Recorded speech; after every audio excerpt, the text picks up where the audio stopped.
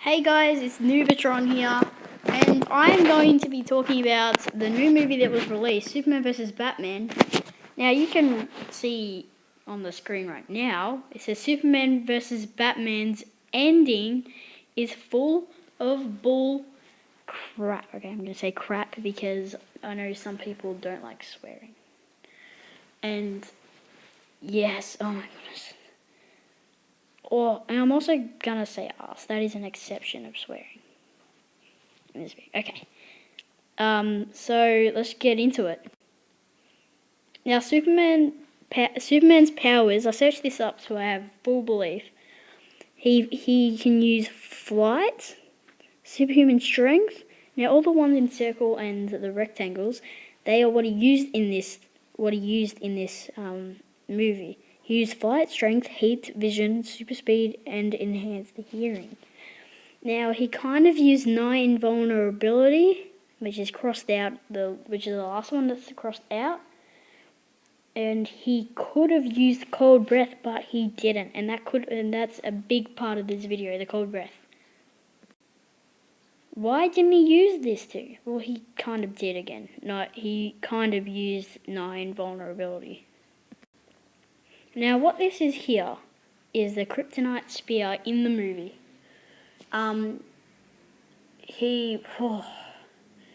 Most people know that Superman is weakened by kryptonite. It's his basically only weakness. Except in this movie, not getting cut is his weakness. Okay. Now Batman, he created a kryptonite spear, and he also created kryptonite bullets. Now, the bullets are made out of metal, but inside, what he did was he burnt kryptonite, and which turned into gas, just like how if you boil water, it turns into steam. He burnt a giant rock of kryptonite, and turns it into the gas that it turns into. I'm not sure what it's called. But then he puts it in a bullet. He puts it in 3 bullets, okay? Now, he uses 2 bullets on Superman in a fight scene, but 1 is left over, which he didn't use. Now, we're going to get into the bad guys of the story. Batman is kind of a bad guy, kind of. I'm not sure who the bad guy is. And then the guy down the bottom, he's also a bad guy. I'm not going to exactly talk about him. I don't want to be that much of a spoiler. And if you've seen it, you already know what his purpose and stuff is. You have to see it for yourself to know what his purpose is. And he was really angry because Superman didn't kill Batman. He really wanted Superman to kill Batman. So I don't know why he didn't set them up in the daytime. Anyway, he created a giant, which is up the top, because he was that pissed off that he wanted them both to die. But he didn't know that Wonder Woman was in the same universe at the time. Now, Superman was basically the matchup for this giant, the biggest matchup. And not even a crappy drawing of a nuclear bomb could kill them both. It kind of killed Superman. Well, it didn't kill him, but it weakened him very much. But, well, Superman kind of used I forgot what it's called, nigh invulnerability. But it didn't do anything to the giant. In fact, it made the giant demon stronger. He flew down to Earth, landed, got up, and started growing like bones. And then he did a giant force field thing that blew up and collapsed all these buildings. And this is just a crappy drawing of what basically happens after he fell from space with a nuclear bomb. And I swear that those are hands, not feet. So Superman's lying in 0 gravity. Nigh invulnerability actually heals him here for some reason, like Deadpool and Wolverine. It heals him here, which is stupid, seeing it didn't do it to him this whole time. And like he's healing in space, and then he's fully healed. He flies back down to Earth to join the battle again. And then, when he flies down, he figures out that the force field... Oh no, he flies down, then the force field explosion happens. And what happened is Superman's girlfriend tried to make the spear disappear so Superman would never be in touch with it again. And she put it in water, and she was down in this pool place. And then the force field happened, and she realised that she needed it to stop the giant. So she went into the water to try and find it. Not fully, she was standing in stairs, and she was just trying to peek down, which is stupid because the pool was pretty deep. She was staring down to see if she can find it underwater. I mean, a green glowing light shouldn't be that hard. But apparently it was too deep. And then when the force field explosion happened, the whole bloody roof fell down and crashed into the water. She jumped into the water, then another big piece crashed, giving her the smallest gap to try and get out of, which she couldn't even do it. She went down, she didn't even grab the spear, she just tried to get out. Superman used his super hearing, and then when he did, he came down to where the banging was coming. She was banging on stone. She eventually started slowing down because she ran out of air and energy. So what he did was, Superman went down, he cracked open the stone, all the stones on top of the water, and he got her out. And then he went down, grabbed the kryptonite spear, which is really stupid of him because it's kryptonite and could have killed him. Well, not could have killed him, but weakened him very much. He came out, put the spear down, and then he still felt exposure to it because he was close to it. So he grabbed it and threw it really far away, where you can still see it in the camera showed where it landed. And then he started to get his healing back. And then in the background you can see Wonder Woman and buddy Batman just trying to destroy the giant, which is not happening. Anyway, he grabs the spear, the kryptonite spear, and starts flying towards the giant. Now Wonder Woman cuts the giant's arm off with a giant sword, and there's a crappy drawing again of his old hand. You can see on the right, it's got all spikes and stuff. It's a normal hand with spikes on it. And his new hand, there was like stone spikes with this really giant one in the middle, which I didn't draw. And Superman flies through the air with the spear, which is making him weak.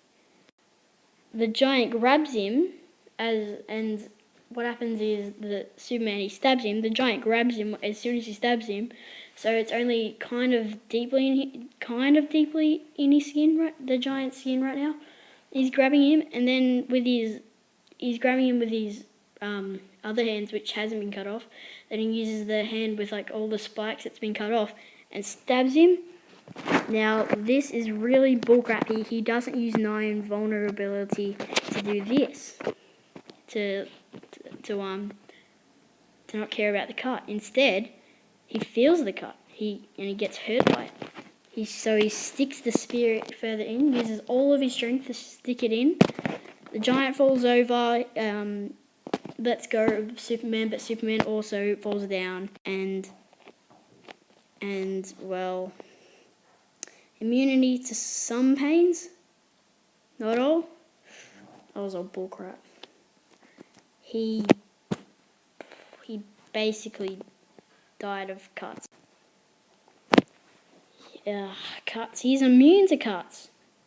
Not fully though, but he dies. He dies of a cut. That's his coffin.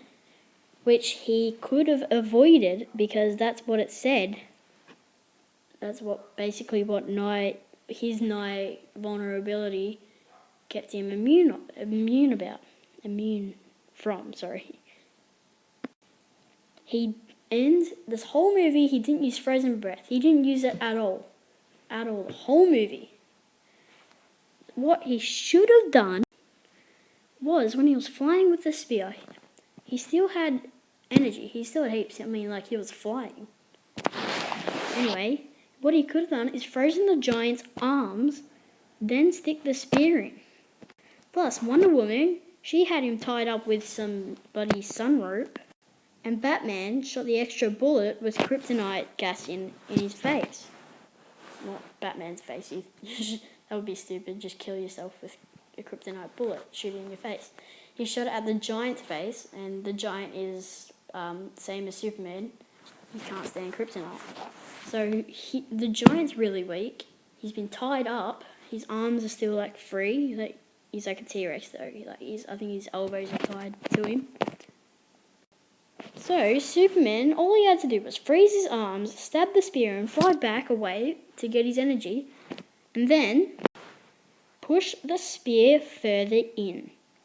Push him, which is what killed him. Which is what I said before. Which is what killed him. It went all the way through, and like fully punctured him. That's how you kill him. Game over. Superman does not die. But that's not how it went. But at the end, this is